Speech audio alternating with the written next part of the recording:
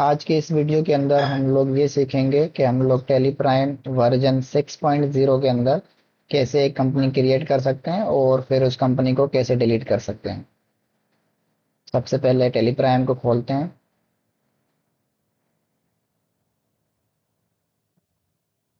उसके बाद हम लोग कंटिन्यू करेंगे एजुकेशनल मोड के अंदर।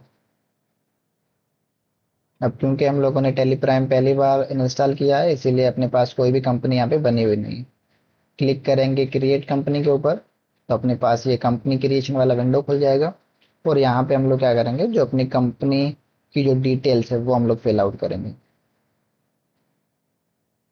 कंपनी का नाम हो गया, कंपनी का मेलिंग एड्रेस, उसके बाद मेन एड्रेस। अब यहाँ पे हम लोग उस कंपनी का स्टेट, के भाई स्टेट कौन सा है, तो यहाँ पे हम लोग सिलेक्ट कर रहे हैं महाराष्ट्र। फिर जो उसका पिन कोड है वो यहाँ पे एंटर करेंगे। उसके बाद टेलीफोन नंबर जो अगर आपकी कंपनी के पास है तो वो हम लोग यहाँ पे एंटर करेंगे। उसके बाद अपना मोबाइल नंबर और फिर फैक्स मशीन। और उसके बाद अगर आपकी कंपनी के पास कोई ईमेल एड्रेस है तो हम लोग ईमेल एड्रेस भी यहाँ से एंटर कर देंगे। उसके उसके बाद अगर अपने पास वेबसाइट है तो हम लोग यहाँ पे वेबसाइट भी अपने कंपनी की एंटर कर देंगे। उसके बाद आता है फाइनेंशियल ईयर बिगनिंग। अब फाइनेंशियल ईयर बिगनिंग और बुक्स बिगनिंग का क्या मतलब होता है, जैसे कि फाइनेंशियल ईयर यानी कि हम लोग ये जो अपना एंट्री कर रहे हैं या फिर रिकॉर्ड रख रहे हैं वो अपना कौन सा ईयर है। और उसके बाद हम लोग कहाँ से स्टार्ट कर रहे हैं वो अपना होता है बुक्स बिगनिंग फ्रॉम, यानी कि हम लोग रिकॉर्ड कहाँ से स्टार्ट कर रहे हैं, लिखना कहाँ से स्टार्ट कर रहे हैं, तो वो अपना रहेगा बुक्स बिगनिंग फ्रॉम के अंदर। जैसे हम लोग बटन दबाते जाएंगे एंटर एंटर, तो ये अपना यहाँ पे नीचे लेके आएगा कि आप लोग कौन सी करेंसी के अंदर अपना रिकॉर्ड रखना चाहते हैं। तो हम लोग एनआरआई में रखेंगे इसको, सॉरी एनआरआई में नहीं आईएनआर में रखेंगे।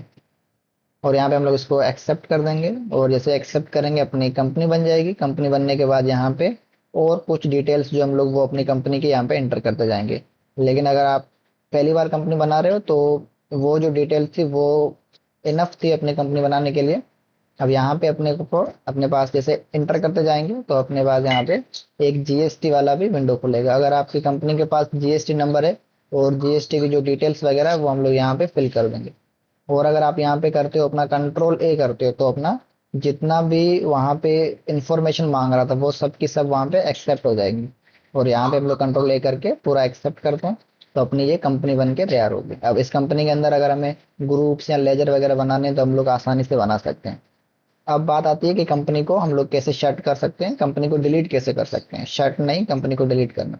हम लोग जाएंगे अल्टर के अंदर। अल्टर के अंदर क्या होता है कि अगर हमें कंपनी की कुछ डिटेल्स वगैरह चेंजिंग करनी है या फिर कुछ मिस्टेक हो गया हमसे तो हम लोग अल्टर करके उसको चेंज कर सकते हैं। लेकिन अगर मुझे पूरी कंपनी डिलीट करनी है तो मैं क्या करूंगा, अल्ट के साथ बटन दबाएंगे डी, तो यहाँ पे डिलीट वाला ऑप्शन आ जाएगा। जैसे बटन दबाएंगे एंटर तो यहाँ पे फिर से पूछ रहा है आर यू श्योर, फिर से करेंगे एंटर। तो अब ये जो हम लोगों ने अभी कंपनी बनाई थी वो डिलीट होगी। अब यहाँ पे अपने को फिर से कोई भी कंपनी नहीं दिख रही है।